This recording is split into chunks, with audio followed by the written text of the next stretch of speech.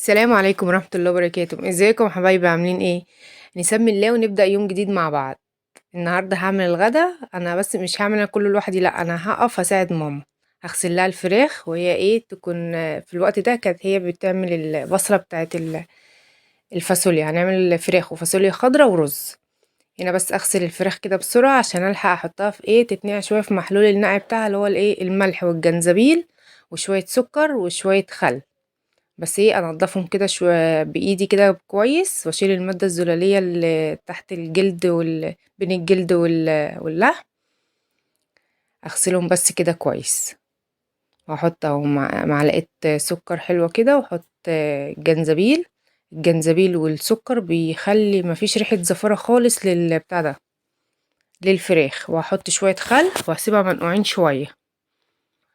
وهحط برضو احط المية على النار واحط فيها بتاع ده لشوربة الفراخ يعني.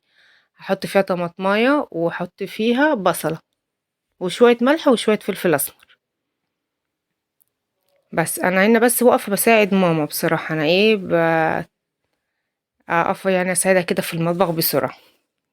عملنا كانت هي عملت بصراحة البصلة وايه وخلطت لي الطماطم. وانا ايه كنت سقطت الفراخ. وهنا اعمل بقى شوية رز كده بسرعة. حطيت شوية زيت وشوية سمنة وحطيت الشعرية وكنت غسلت الرز وصفيته برضو. بس وعوتيته تشويحة كده. الاكل ايه اللي هو الايه الاكل كله يخلص مرة واحدة.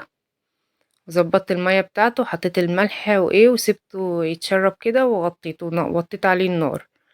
وهنا هسقط بس الفاصوليا. وهو ده كان يومنا النهارده. وحطيت الفراخ تحت الشواية بمعلقة سمنة وفلفل اسمر وملح، وده كان غدانا النهارده. بس وحبيت برضو اشطب المطبخ معاكم. اخلص كده بقى المطبخ بسرعة. بس هو كانش فيه ياما يعني الحلل كان لسه فيها اكل، فايه قلت اخدت الاطباق كده على طول غسلتها اللي فاضت يعني.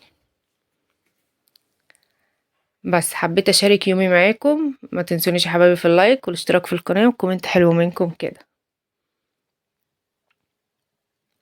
بس اشطب بس كده المطبخ بسرعة.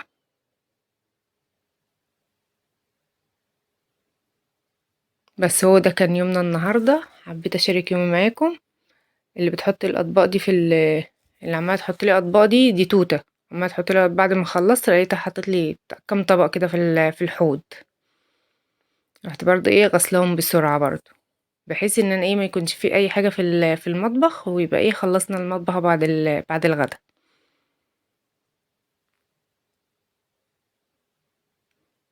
بس وبكده اليومنا يكون خلص الحمد لله. متنسونيش يا حبايبي في اللايك والاشتراك في القناه وكومنت حلو منكم.